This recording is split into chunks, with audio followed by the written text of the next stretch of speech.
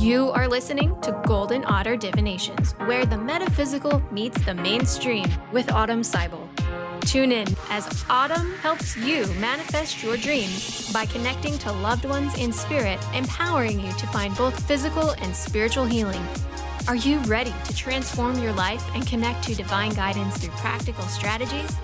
Golden Otter Divinations is the place to find engaging interviews with medical experts, practicing mediums, intuitives, healers, and many more. Now, here's your host, Autumn Seibel.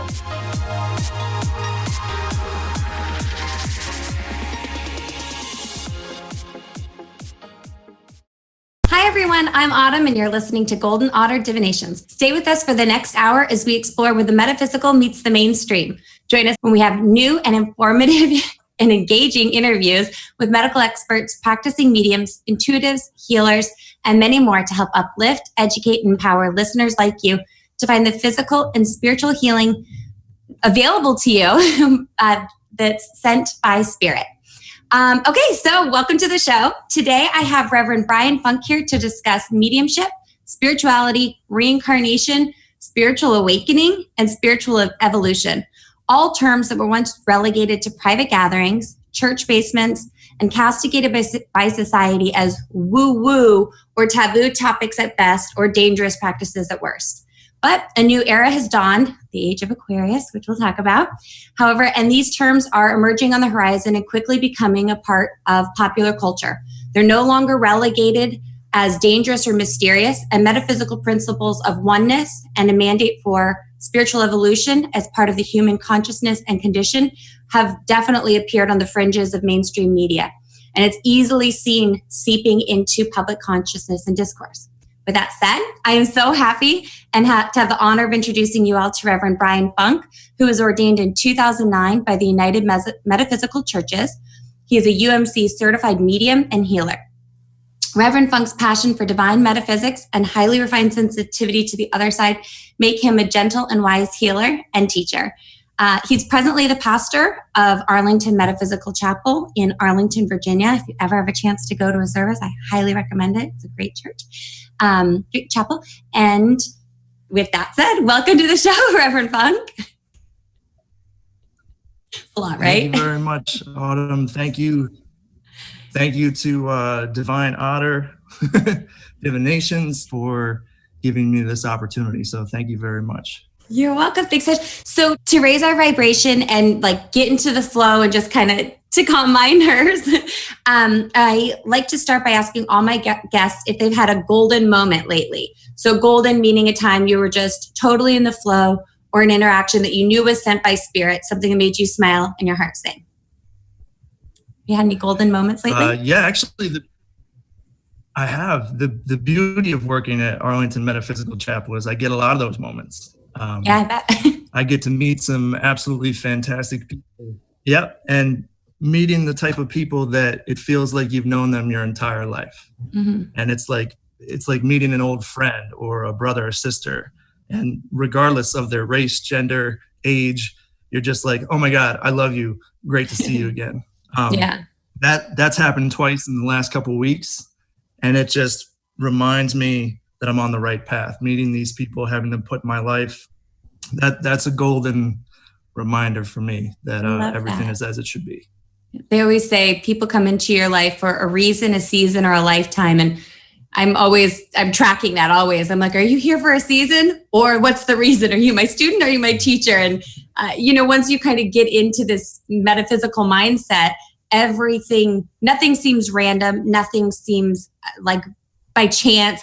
In the moment, it may kind of like, I talk about manifesting a lot. And sometimes when I manifest things, it like, even though I'm consciously trying to create it, when it happens, I still am surprised. I'm like, whoa, maybe I'm just that new to it. But it's nice when you have those moments of pause. You go, oh, cool. Anyway, so thank you for that. So right now we're going to start off by talking about modern day mediumship. We'll kind of clarify the topic for our listeners and then dive in. So could you define for our audience what mediumship is? Sure. I mean, some of the more traditional definitions of it are basically someone who's sensitive to the vibrations of the unseen. Basically, somebody who's sensitive to the world of spirit. whether that's seeing spirit, hearing spirit, feeling spirit, smelling spirit. These are all what's known as the clairs: clairaudience, clairsentience, clairvoyance. Those are the traditional terms for it. It's basically the people that can see through the physical veil onto the other side of life. And that's also kind of what the core of metaphysical is, to beyond the physical. But mediums are really ones that can kind of perceive beyond that veil into the spiritual side or more energy side, to be able to communicate and bring forth messages or information from the other side. It's different than a psychic that can pick up on the energy around you and maybe the energy of somebody, more than a medium will give you information or be able to perceive them or see them in some way, to give more clarification that the soul continues on. And there's actually different types of mediums. Oh, go ahead. No, I was going to say that was one of the things. When I was first, trying to understand the concept of mediumship and psychic development, because I didn't grow up with any kind of understanding of this. Like, I grew up in a rural community. I've said before, I had no framework for this. So understanding the difference between a psychic and a medium was more, everybody is psychic. It's a matter of picking up on the energy that's present on this plane, the astral or the earth plane.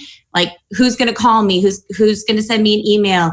Who's coming to my door? It's those pings that you get of just knowing.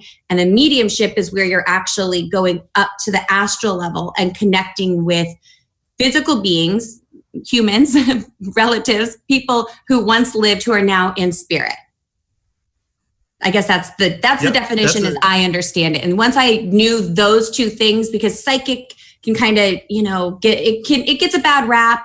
And now if you relabel it as psi or telekinesis, things like that are actually sort of starting to come in a little bit more to the mainstream, a little bit, it helps separate those two issues, or those two phenomena, if you will. What were you going to say? You did a great job of almost defining mediumship yourself. Because if you think about those that are on the spiritual side existing on a frequency like of your television set, like let's say channel 200, and our normal everyday life exists on channel 5. Yeah. So they have to lower their vibration to a certain channel. We have to raise ours to a certain channel to meet in the middle. And that's where the term happy medium comes from. Yeah. Happy. And that's one of the things that I love when, especially when I go to get reading, like everybody has a different style of mediumship.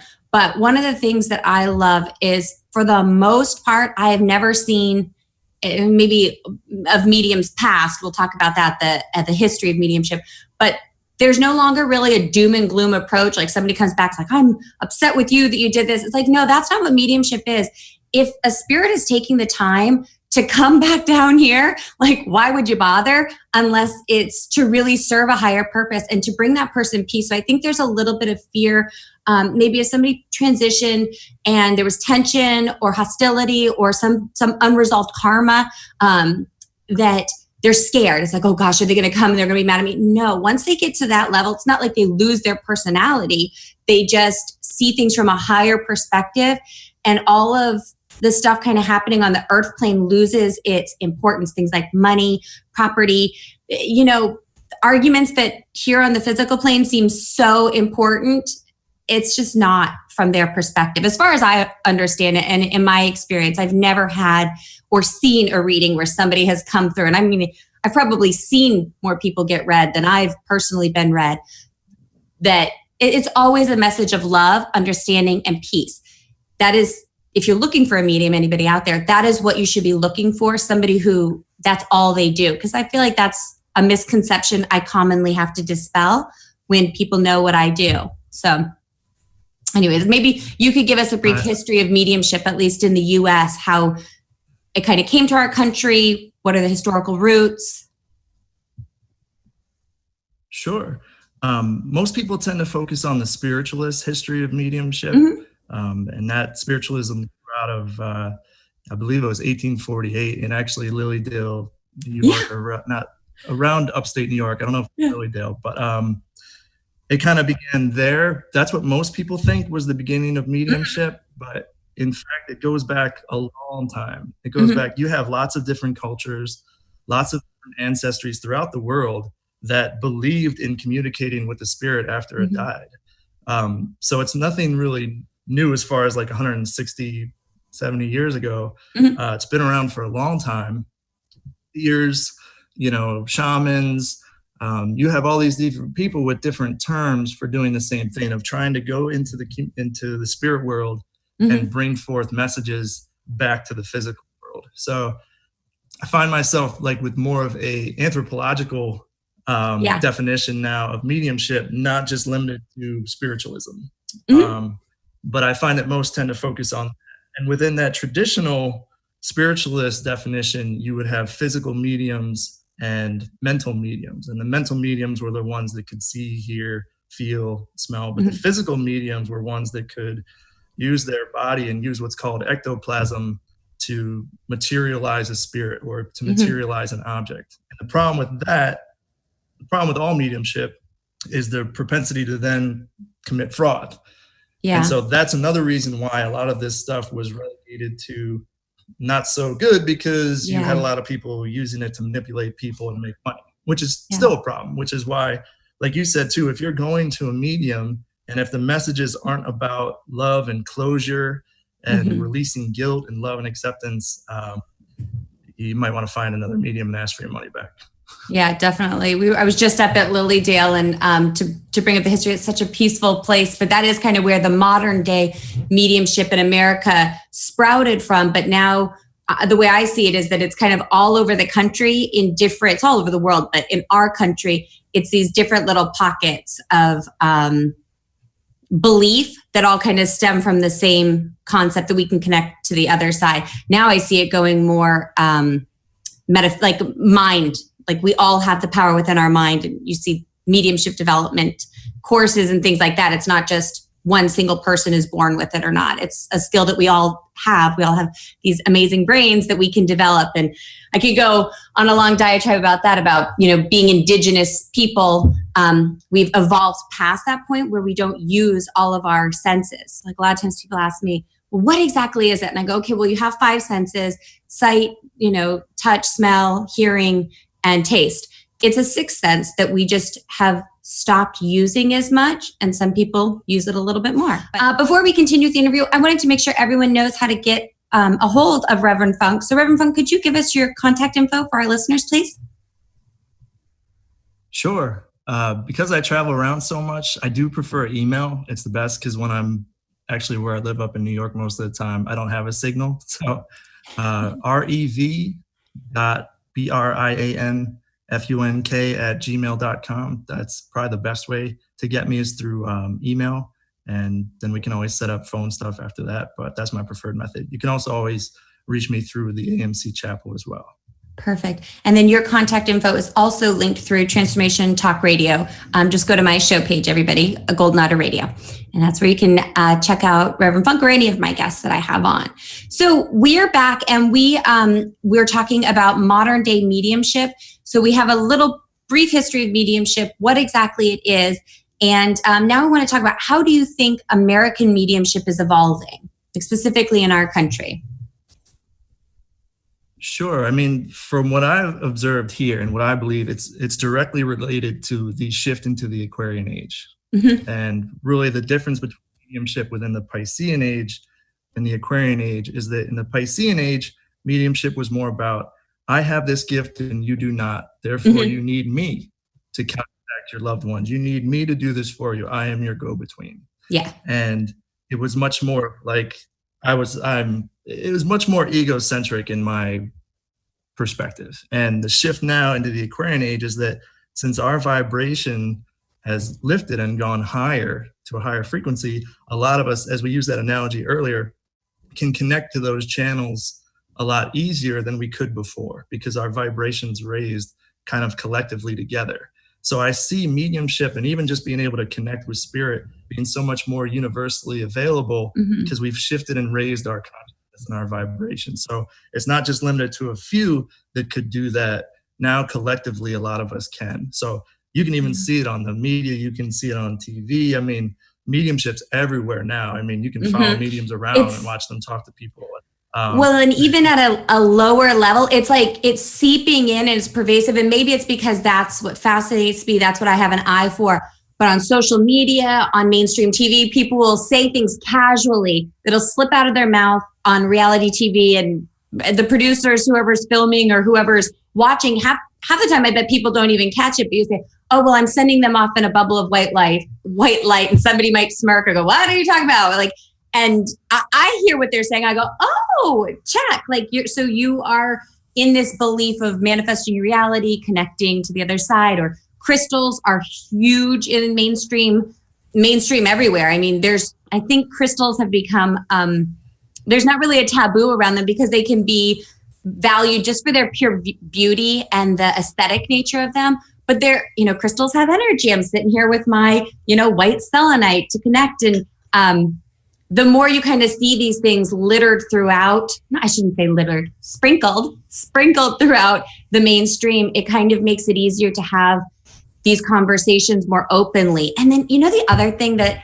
I'd like to talk to you about this, because you are a minister and, you go around and people say, well, what do you do? Oh, I'm a minister at a chapel. And it's a little bit easier to kind of put a box around that. It's like, oh, well, it's a religious thing.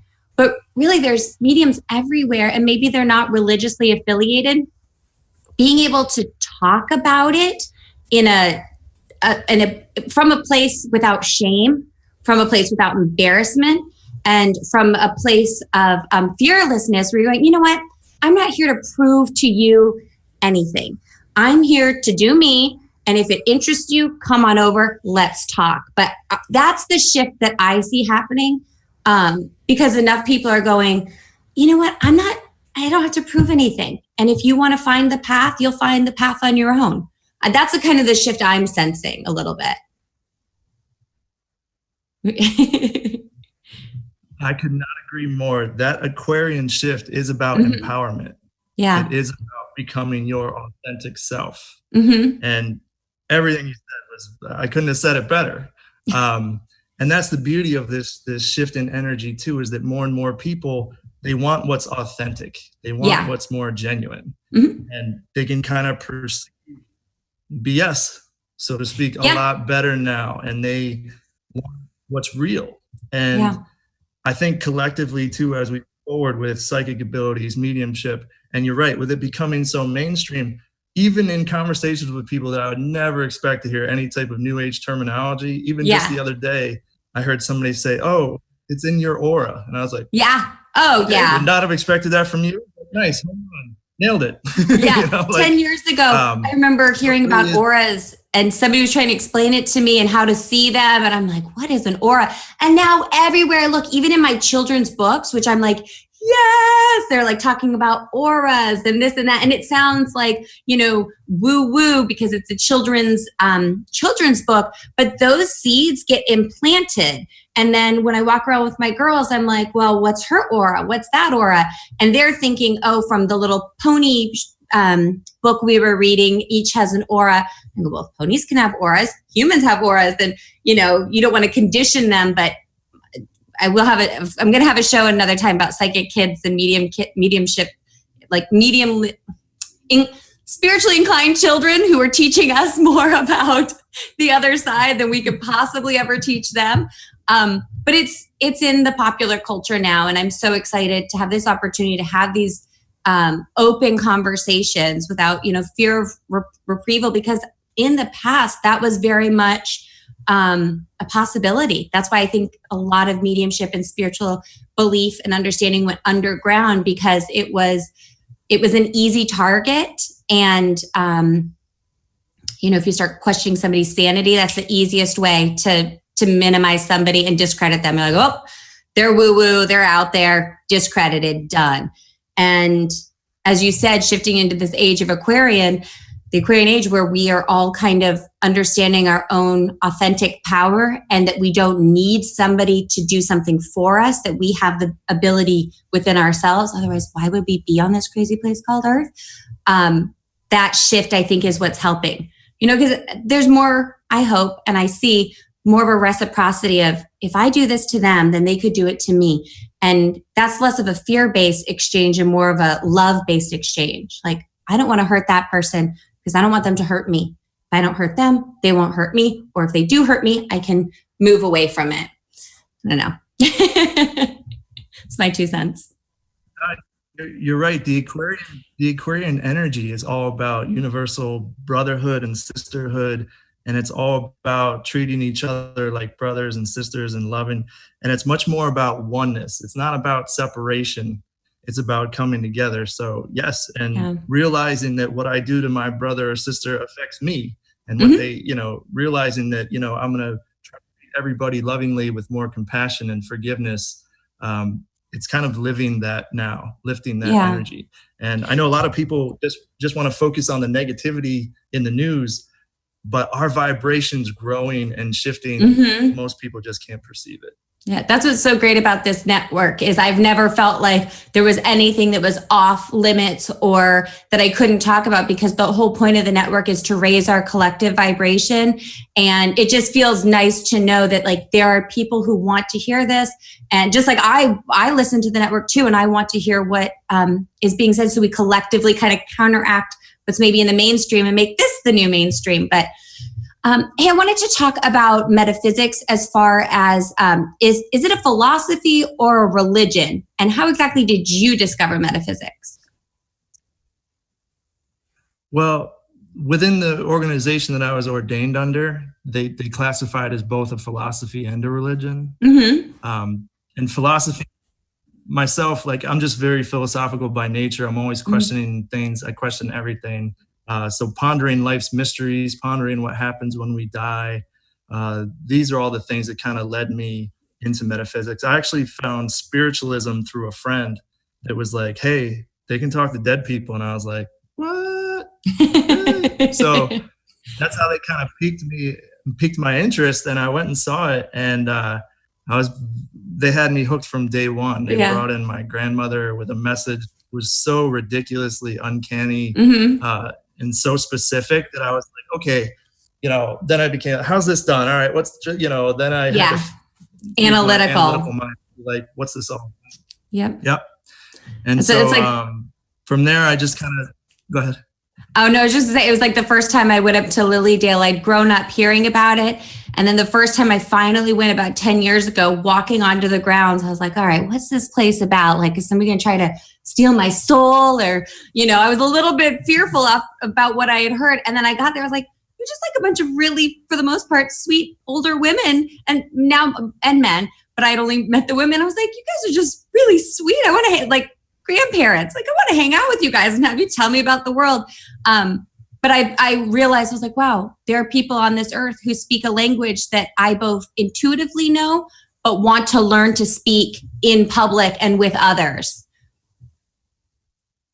Oh, totally. You know what? And I can pass on a quick secret about. Go ahead.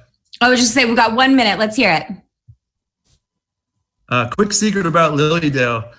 I saw they have that fairy village, that fairy houses you can walk through, like the path. That's where I actually saw a fairy, and I cheated. I'm not going to lie. I totally cheated. I followed this cat around. It was going through the woods, and I'm following what it's paying attention to. And I followed it to this little fairy house, and I saw this little light, and it was so cool. And the cat looked at me, and I looked at the cat, and I was like, that's what's up. Thanks, buddy. Dude. Thanks. I've got to go back. So if you want to see the fairies, follow the cats. Oh, very cool. Find the cats and you'll find the fairies. That's a good tip. I was just there last week, but all right, next time I go, I'm going to find a cat and follow it around. All right, so we're going to take a quick break, and when we get back, we'll have more with Reverend Brian Funk. Thanks for listening. And we're back on Golden Otter Radio with me, Autumn Seibel, and my amazing guest today, Reverend Brian Funk, who is an ordained minister, certified medium, and healer. And right now we're going to be talking about reincarnation. So, Reverend Funk, what is reincarnation? So reincarnation is the belief that the soul can come into a different body, or even to not even just the human form, but different forms. I mean, we can go off and talk about incarnating on different planets and in different types of things in different universes, but to try to keep us somewhat on track here is that reincarnation is that I'm not just Brian Funk, that when I pass on, I can come back and be somebody else in a different body. And I find that throughout what I've researched, even in my own past life discoveries, is that we really try to incarnate in different roles, different races, different cultures, different experiences, because as you progress further along your spiritual unfoldment, you want to be able to have balance, and you want to be able to have understanding and appreciation for different experiences. What I do find that happens so much is that kind of that feeling that I talked about, that golden moment that we started out with almost like a recognition. And a lot of people say, well, did you meet your soulmate? Is this it? And I do feel that a lot of times there is that unconscious recognition that this person somewhere for sure. else. But also sometimes it could just be that, you two are so linked in that it's almost like another version of you. And there's often recognition in somebody else that you knew you loved this person. It could be anything. It could be looking into their eyes. It could be looking into their soul. And you're like, oh my God, I knew you before. When I first started at UMC, I met this, I think she was in her 70s, and we walked around holding hands, and I called her my little girlfriend because when I was in like my early 20s, and everybody was like, oh, you guys are so cute, because we just recognized each other. And it was heartbreaking when I had to leave that weekend, because it was like finding a lost love. And I find that the more you kind of open up, I know.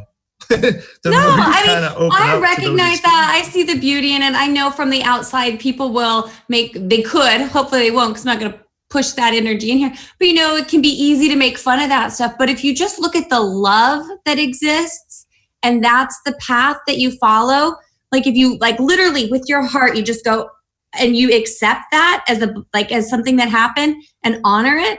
That's my thing. Like I'm sitting here smiling, like, oh, that's so sweet, because I've had those experiences. When I met my husband, we joked that it was kind of an arranged marriage in the sense that my brothers had gone to school with him and set us up. And I was like, no, I don't want to meet any of your friends. No, thank you. I've got 4 brothers. I was not interested in any of their friends. And because they were all like brothers to me, all the friends. And when I met my husband, Dan, I was like, oh my gosh, like I'm supposed to be with you. And I just felt, even after I met him and we lived on opposite coasts, I was like, if I never see that guy again, I felt something in my heart that now will be what I forever am longing for, because it was just an instant comfort, an instant knowing. And then as we got to actually know each other on this life, in this physical world, as he was and I was, and where we were on our life's journey, I said to him one time, I go, I really like being with you. And he goes, why? And I go, I can just be myself. I don't have to be any version other than who I am at my core. And that is as true as the day that I met him as it is now, all these years later. And I think that's like a knowing when you meet somebody who you can just breathe in their presence. You can be happy, sad, angry, and you always come back to this centered place where you're like, this feels safe and this feels right. I mean, that's my definition of a soulmate. But I have had experience with people in past lives who I'll meet and I'm like, whoa, like like at first on the intellectual plane, you're like, it does not make sense why I am so angry with you for something so minuscule that I would never like be angry at somebody else for. Why is this one thing so like prominent in our interaction? And the more I kind of looked into the idea of past lives, I'm like, yeah, there's probably some sort of karma. You probably hurt me. I probably hurt you. We're probably still trying to work this out. Not ready to deal with it now. See you in another life.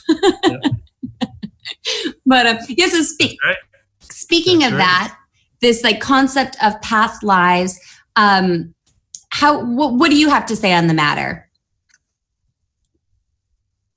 So I find the biggest problem with past life discussion is the ego. Because most people don't want to talk about the time where they, were a jerk or a tyrant or did not less than spiritual things. So I find most people are like, I've met so many people that are like, oh, I was Cleopatra in my past lives. Like, I've had so many people, I'm not saying that they aren't, but it's like, you also had not so glamorous past lives that have now shaped where you are today. So I'm fully aware that I was a peasant girl. Like, what do they call those? Oh, I'm probably not supposed to say it on air, which is why I can't think of it. what do you call it when you a wet nurse? I was like a peasant wet nurse in a past life. I'm like, that was probably something that I did, and I'm very okay with it. Anyways. See, now I'm being silly about it, and people are going to think, oh, well, you got to take this concept seriously. But you're right. It's this ego attachment that sometimes people can latch on to what happened in a past life. And what about like the victim mentality? Do you ever see that of like, this happened to me in a past life, and whew, let me tell you about it?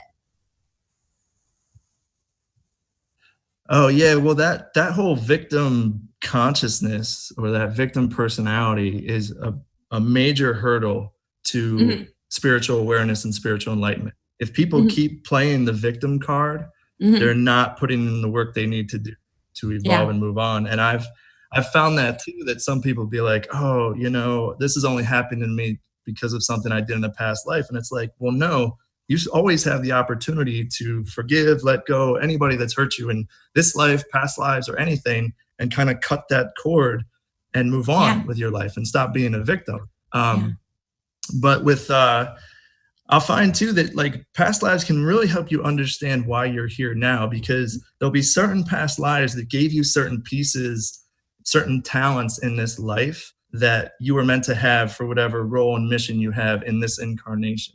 Absolutely. So, and what's really neat about that too is that if you can go about it and be kind of humbled by those experiences, it's kind of like you packed a backpack with all these tools that you would need from all these different lives, and it's not your entire repertoire of tools, but it's what you needed for this life. And all of us really. There's a great movie too. Quick sidebar. It came out in the 80s. It's called Defending Your Life. If you've never seen it, it's hilarious. But they go to like a past lives pavilion, where you can put your hand on this machine and view some of your past lives. Check it out, and for the listeners too, check it out. And it's that concept too. It shows that you don't always have a glorious past life. Some of them are just a regular life. You're just a regular person. You didn't do anything extraordinary or anything terrible. And I think that's important too, to know that we're all in these different places as we incarnate. Not all of us are meant to do these extraordinary, life-changing things. It's actually the little things that we do that help shape and shift others and each other. So it's much more humbling when you really study everything, that you're like, oh, I do make an impact even little by little. And that's why even if you study the in-between lives, in-between incarnations, and kind of setting up, okay, if I incarnate next, what am I trying to do? What's needed down there? What could I do here? You almost set up this like agenda, so to speak, of what you want to try and learn and do. And then you pick your soulmates, you pick your soul family, and it's like, all right, you are my brother in this life. In this life, you're going to be my sister or my mother.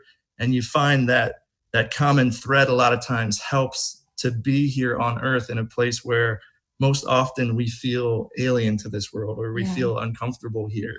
I guess these physical bodies, because we're used to being in spirit. I guess that, So to speak to that, I guess it's a part of the past lives discussion that I find fascinating, because, I've had a few, and they go, well, you were a geisha in a past life. And I'm like, geisha, wow. And then you go, okay, well, what is that really trying to say about, my life and how I live this life, and what's the past experience? And as soon as you kind of integrate that into yourself, you feel, well, I felt a little bit more whole.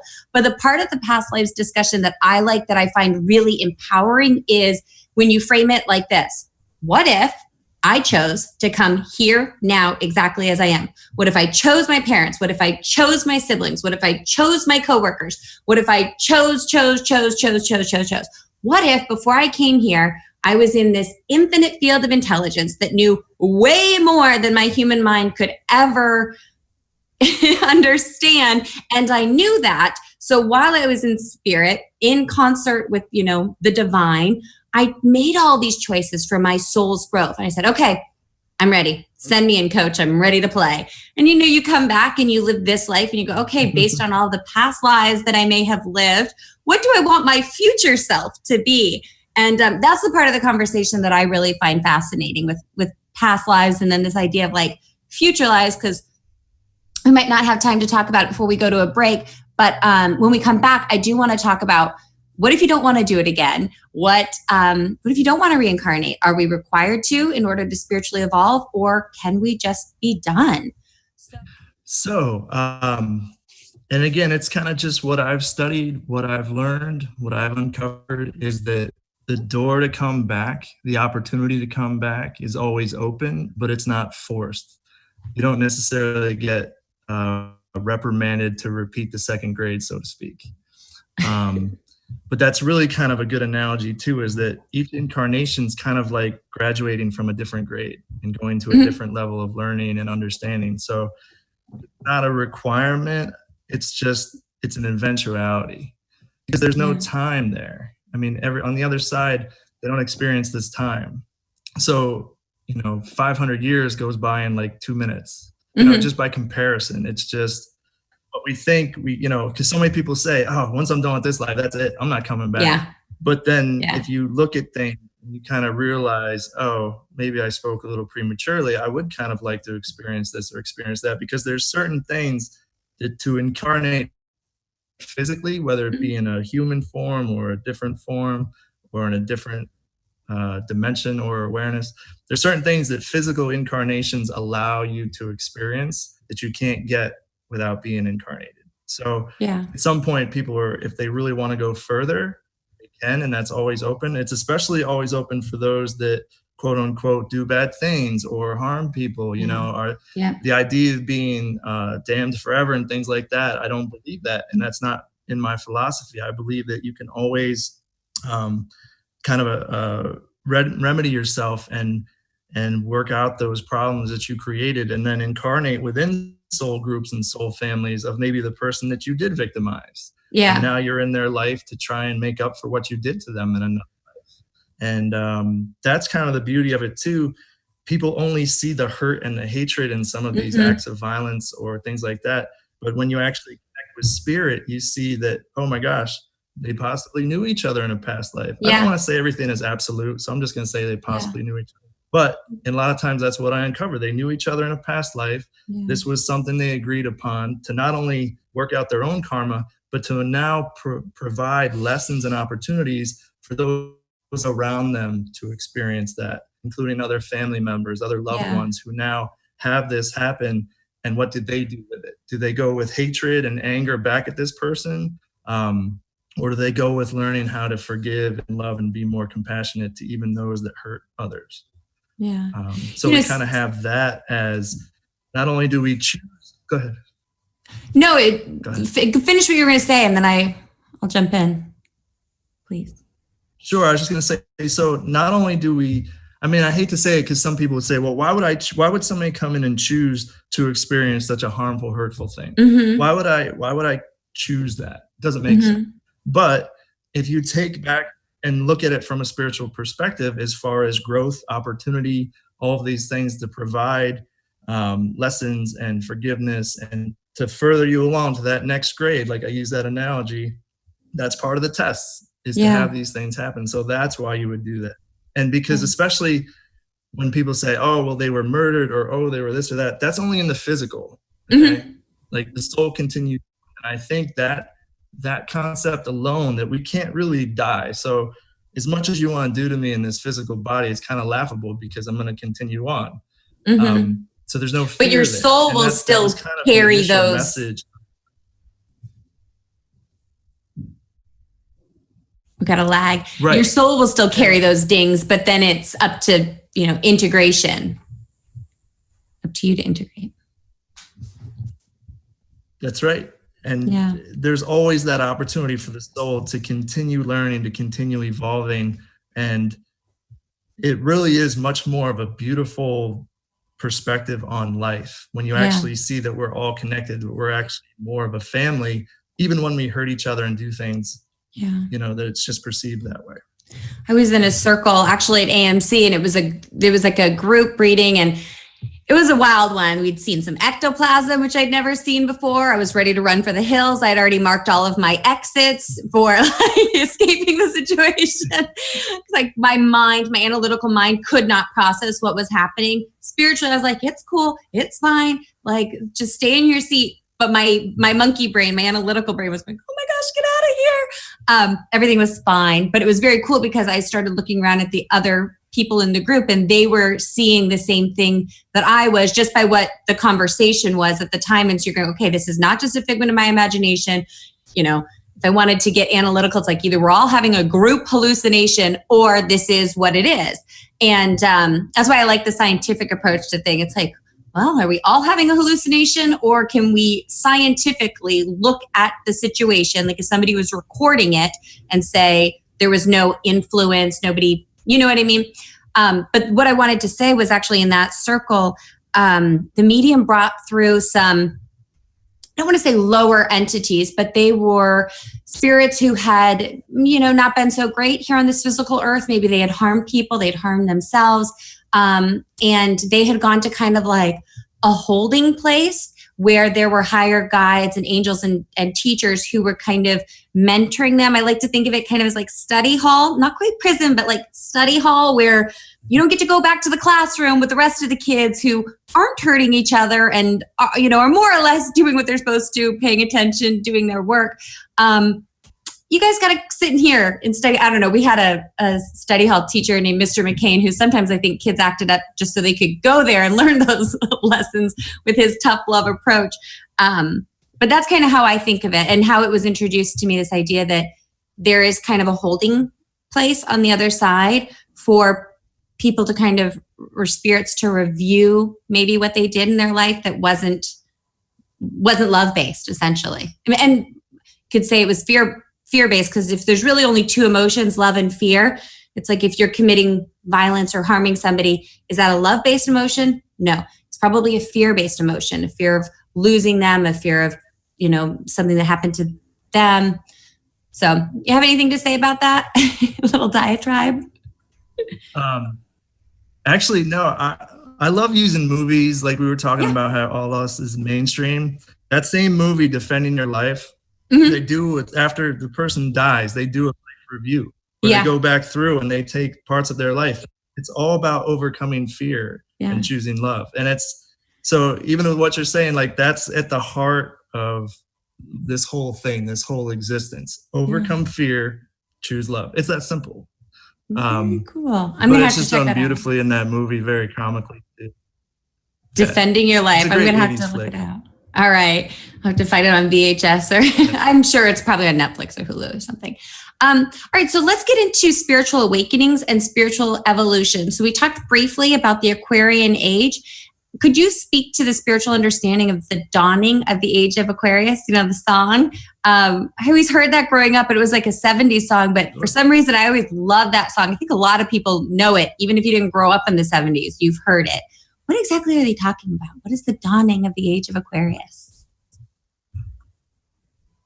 Well, just like the song suggests, harmony and understanding. Yeah.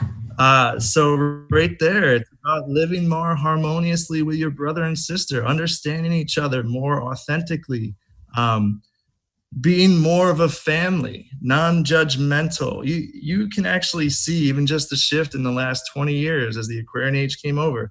We've become so much more accepting of so many different things, and so much more accepting of people being who they are. And that's part of that. This dawning of Aquarius is this shift towards recognizing everybody for who they truly are and appreciating that. Yeah. Well, thank you so much, Reverend Funk, for that quick tip. It's time to go. It went so fast. So I want to thank you all so much for listening. Be sure to follow Golden Otter Divinations on Instagram, where you can check in and let me know about your golden moments so Spirit and I can cheer you on. Also, if you'd like to contact me or join my monthly manifesting membership, Lunar Manifestations, visit my website, goldenotter.us. I want to thank my amazing guest today, Reverend Brian Funk, for sharing such a wealth of information. And I want to thank you all for tuning into Golden Otter Radio. I had an amazing time sharing this sacred co-creation space with you.